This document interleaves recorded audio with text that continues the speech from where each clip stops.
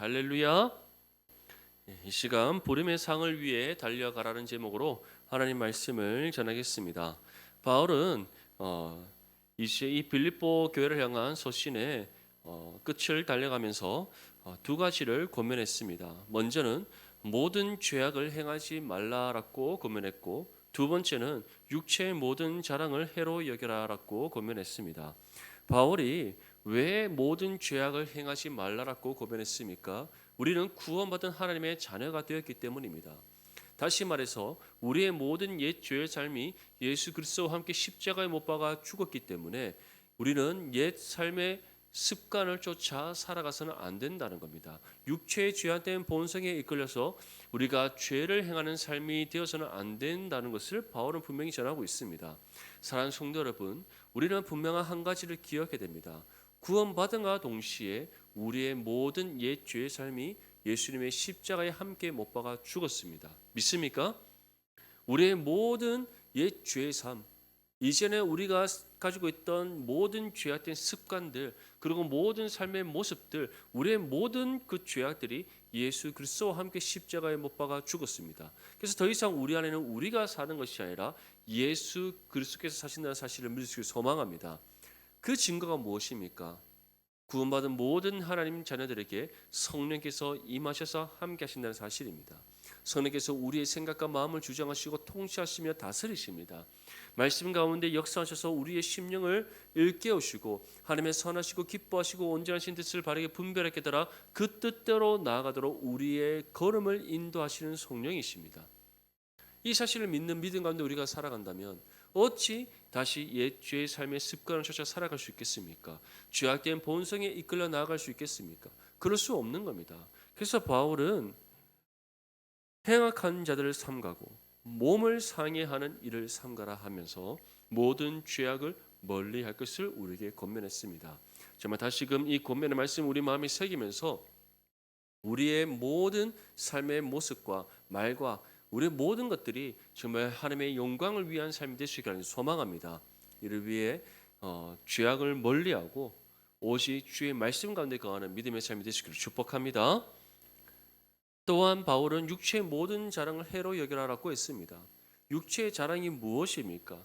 다시 말해 하나님의 영광을 가리는 모든 죄악들을 뜻하는 겁니다. 바울은 유대인 중에 유대인이요, 바리새인 중에 바리새인이요.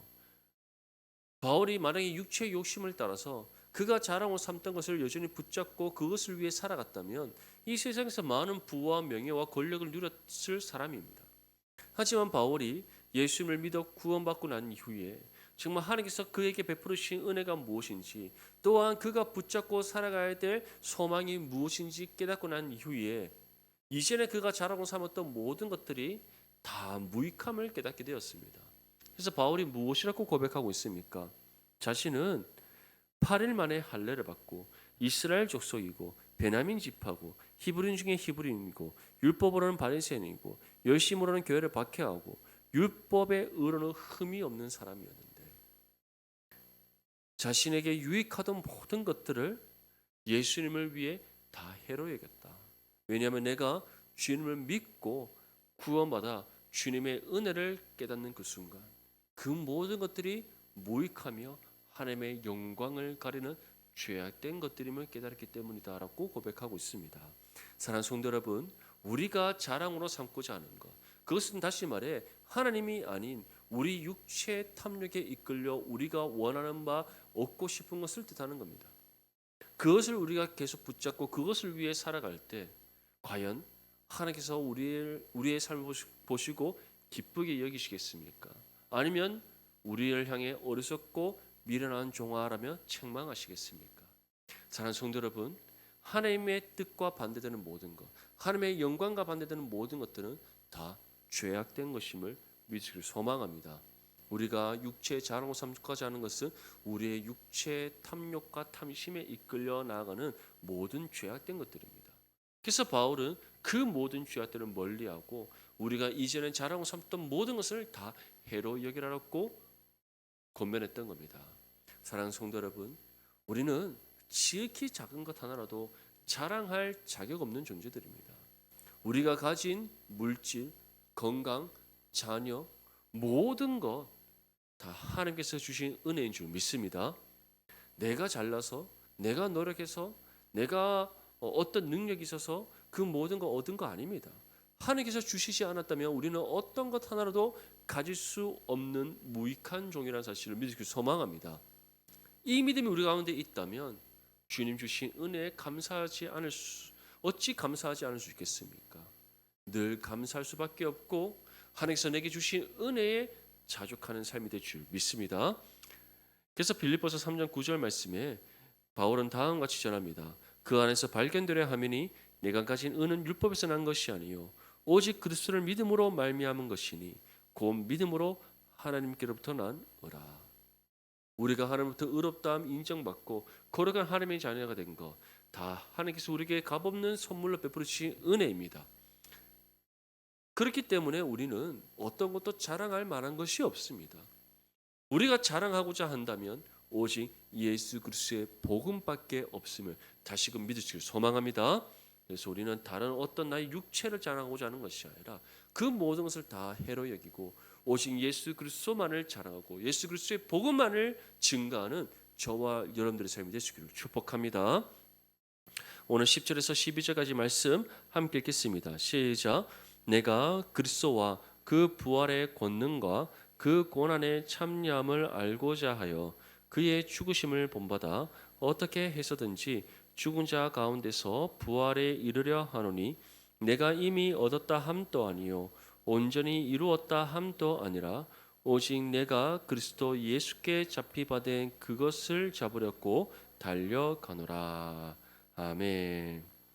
바울은 구원받은 모든 믿음의 성도들이 예수님의 부활의 권능과 고난에 참여하고 있다라고 전하고 있습니다. 바울 자신도 그리스도와 그 부활의 권능과 그 고난에 참여함을 알고자 그의 죽으심을 본받았다라고 고백하고 있습니다.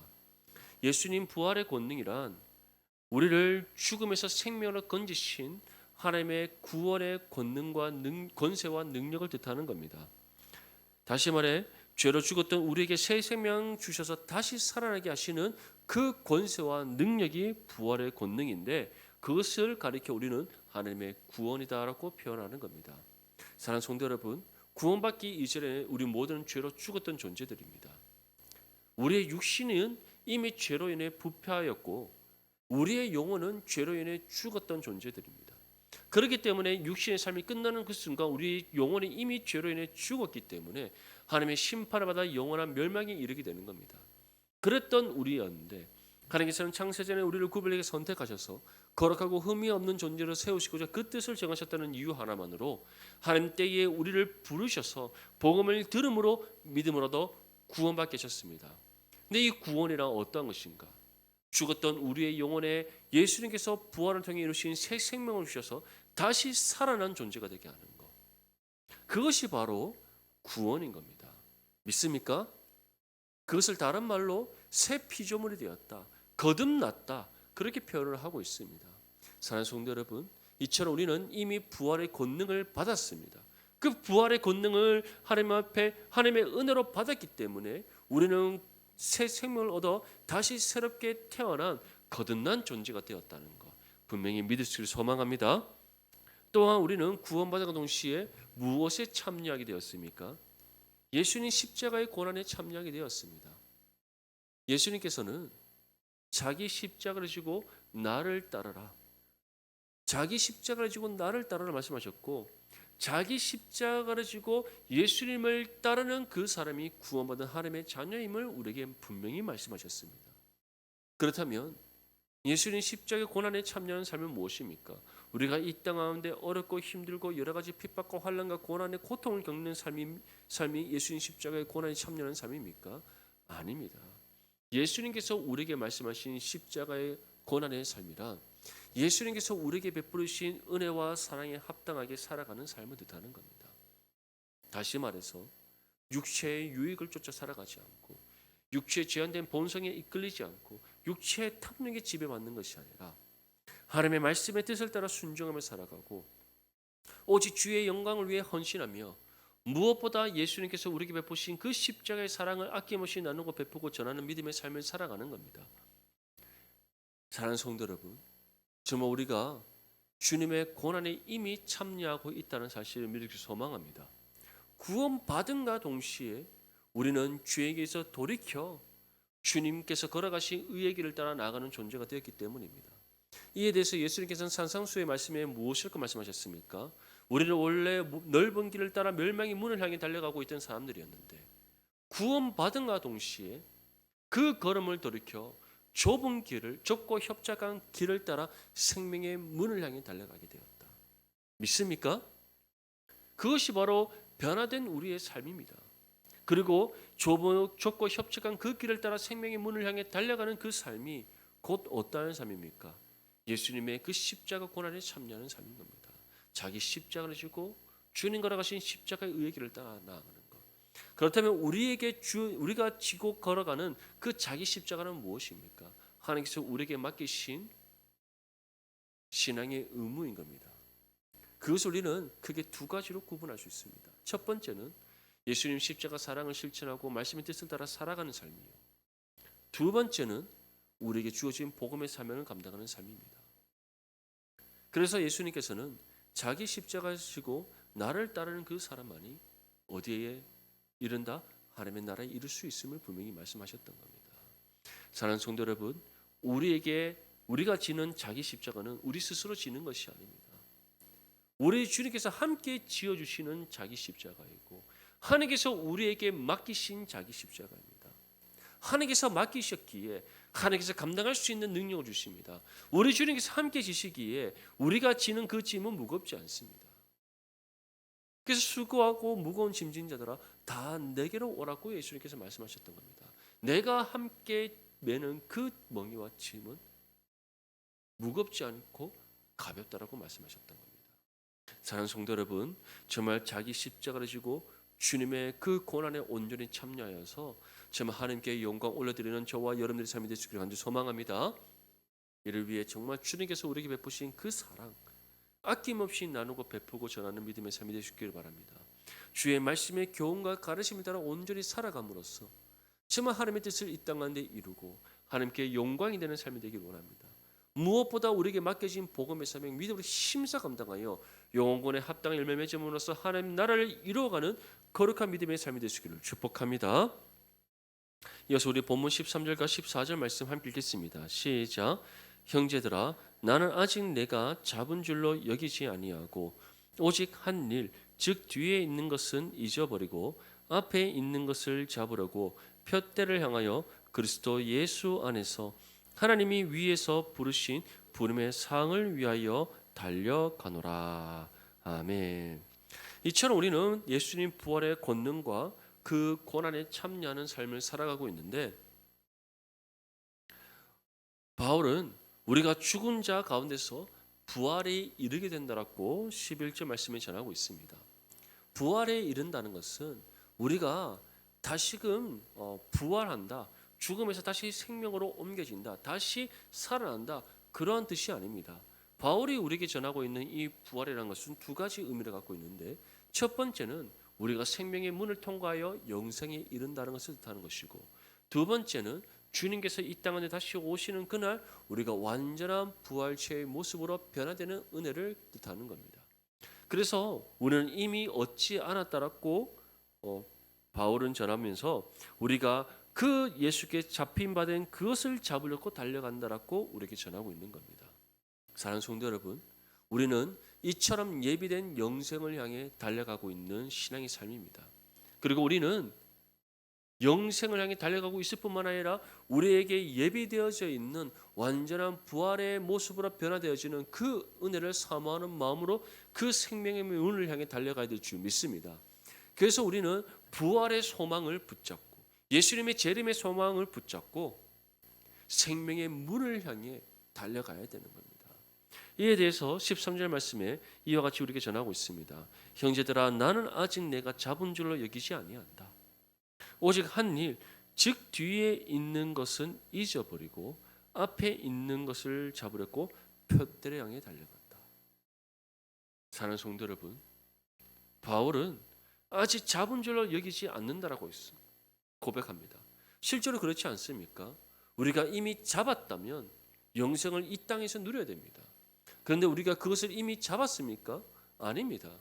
우리는 그것을 잡기 위해, 그것을 얻기 위해 달려가고 있습니다. 물론 하나님께서는 우리에게 영생을 약속하셨고 우리에게 주시고자 생명의 면류관을 예비해 놓으셨습니다. 뿐만 아니라 예수님께서 이 땅에 다시 오시는 그날 우리의 영혼뿐만 아니라 우리의 육신 또한 부활케 하셔서 그 영과 육이 온전히 하나됨을 이루어 정말 그리스도의 영광의 형체로 변화되게 하시는 은혜를 반드시 우리에게 베풀어 주십니다. 이것은 하나님께서 우리에게 약속하신 은혜요 선물입니다. 믿습니까? 하지만 그것을 우리가 이미 잡은 것이 아닙니다. 장래에 우리에게 주어질 하나님의 은혜의 약속들입니다. 그래서 바울은 그 믿음의 소망을 붙잡고 하나님께서 우리에게 도착하도록 이미 세워놓으신 표대를 향해 달려간다라고 고백을 하고 있는 겁니다. 사랑하는 성도 여러분, 바울이 이처럼 하나님께서 세워놓으신 그 믿음의 표대, 영생과 부활의 소망을 붙잡고 그 영원한 하나님의 나라를 향해 그는 쉼없이 달려갈기에 이 땅에 소망을 두지 않았고 육체의 자랑을 해로 여겼으며 모든 죄악을 멀리하며 하나님께서 맡기신 복음의 사명을 헌신하며 감당했던 겁니다. 사랑하는 성도 여러분, 왜 우리의 믿음이 흔들리는지 아십니까? 왜 우리가 좌로나 우로 치우치는지 아십니까? 왜 우리가 좁고 협착한 그 길을 따라 생명의 문을 향해 온전히 나아가야 되는데 때로는 우리가 상한 갈대같이 좌우로 흔들리는지 아십니까? 왜 때로는 그 좁고 협착한 길을 따라 생명의 문을 향해 온전히 나아가지 못하고 걸음을 돌이켜 다시 옛 죄의 삶으로 나아가는 어리석고 미련한 실수를 범하는지 아십니까? 우리가 하나님께서 바라보라 하신 표대를 바라보지 않기 때문입니다. 우리를 위해 예비하신 그 은혜를 우리가 잊어버리기 때문입니다. 무엇보다 우리가 하나님 나라의 소망 굳게 붙잡고 표대를 향해 달려가야 되는데 그 소망을 놓아버리고 세상의 소망을 붙잡아 버리기 때문입니다. 바울은 이미 잡은 줄로 여기지 않았습니다. 하나님께서 우리를 위해 예비하신 영생, 우리에게 약속하신 부활의 형상으로의 변화, 그 은혜에 대한 약속을 그는 잊지 않고 늘 기억하며 마음에 새겼습니다. 그래서 예수님 재림의 소망과 소망을 붙잡고 부활의 신앙으로 살았던 사람, 그가 바울입니다. 하나님께서 세워놓으신 표대, 다시 말해 하나님 나라를 향한 그 표대를 바라보며 쉼없이 복음의 사명을 믿음으로 힘써 감당했던 사람, 그가 바울입니다. 사랑하는 성도 여러분, 저와 여러분들 또한 정말 하나님의 나라를 향해, 정말 그 생명의 문을 향해 예수님 재림의 소망 굳게 붙잡고 힘써 달려갈 수 있기를 아주 소망합니다. 정말 부활의 신앙의 삶으로 힘써 살아내면서 정말 그 하나님께서 세워놓으신 표대를 향해 온전히 나아가는 저와 여러분들 되시기를 아주 소망합니다. 그러한 우리에게 무엇이 있다라고 바울이 전합니까? 그리스도 예수 안에서 하나님이 위에서 부르신 부름의 상을 위하여 달려가니라. 하나님께서 우리를 위해 예비하신 부름의 상이 있음을 분명히 전하고 있습니다. 그렇다면 하나님께서 우리를 위해 예비하신 부름의 상이 무엇이겠습니까? 다른 것이 아닙니다. 약속하신 영생을 얻고 누리는 삶임을 믿으시길 소망합니다. 한번 생각해 보십시오. 우리의 삶이 이 땅에서 끝나는 것으로 그치지 않는데, 이 땅에서 삶으로 끝나지 않는데, 우리에게 이 땅의 삶 너머에 한 나라에서의 영원한 삶이 있음을 우리가 믿고 있는데, 뿐만 아니라 예수께서 반드시 이 땅한테 다시 오셔서 모든 죄를 다 심판하셔서 멸하시며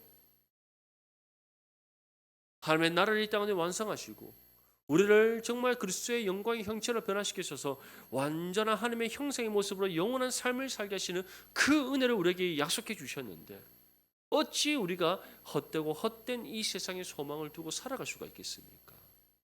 어찌 육체의 삶에 얽매여서 살아갈 수가 있겠습니까? 결코 그럴 수 없음을 믿으시길 소망합니다.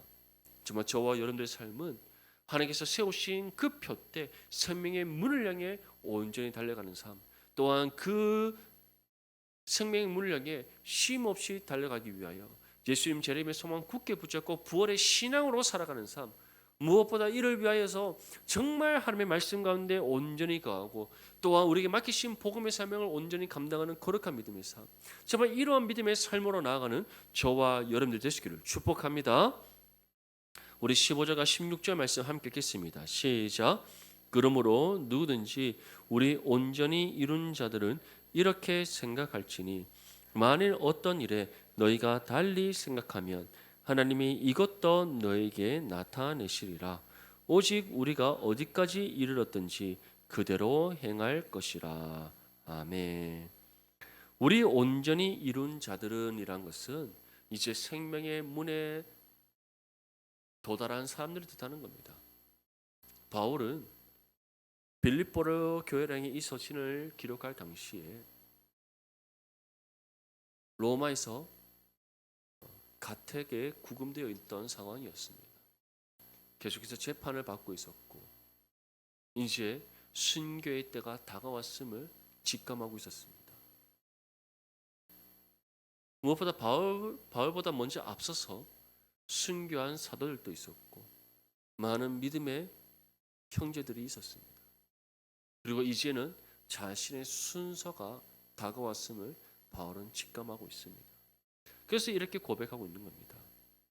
우리 온전히 이룬 자들, 표대를 향해 부르심의 상을 얻은 사람들, 또는 이제 곧 얻을 사람들, 그들은 어디까지 이르렀든지 그대로 행할 것이라. 생명의 문을 통과했든지 아니면 목전에 앞두고 있든지 어디에 있든지 온전히 이룬 자들, 다시 말해 우리가 다시 과거로 돌아간다 할지라도 다시 우리가 주어진 신앙의 삶을 반복해서 살아간다 할지라도 표대를 향하여 부르심의 상을 위하여 달려가는 이 삶을 온전히 행할 것이다 라고 바울은 고백하고 있습니다. 바울이 이렇게 고백할 수 있는 이유가 무엇이겠습니까? 정말 이것보다 더 복된 삶은 없음을, 더 은혜로운 삶은 없음을, 더 영광스러운 삶이 없음을 그가 믿기 때문입니다. 사랑하는 성도 여러분, 우리는 무엇을 향하여 달려가고 있습니까? 무엇을 위해 달려가고 있습니까? 우리의 육체의 자랑을 위해 달려가고 있습니까? 세상의 소망을 얻고자 달려가고 있습니까? 만약 그렇다면 그 모든 것을 다 해로 여기며 내어 던져 버릴 수 있기를 간절히 소망합니다. 하나님께서 세워놓으신 표대 생명의 물을 향해 달려가는 저와 여러분들 되시기 바랍니다. 우리를 위해 예비하신 영생의 상, 부름의 상을 위해 달려가는 저와 여러분들 될 수 있기를 바랍니다. 이를 위해 정말 예수 그리스도의 사랑을 실천하고 복음의 사명을 믿어 심사 감당하며 하나님의 말씀의 교훈과 가르침을 따라 온전히 살아가는 저와 여러분들 될 수 있기를 바랍니다. 예수님 재림의 소망 굳게 붙잡고 부활의 신앙의 삶으로 온전히 살아가는 저와 여러분들 될 수 있기를 바랍니다. 이러한 믿음의 삶이 어떠한 삶이다? 하나님께 영광이요 자기 십자가를 지고 예수님의 그 십자가의 고난에 참여하는 삶, 부활의 권능을 받은 참된 구원받은 믿음의 성도의 삶입니다.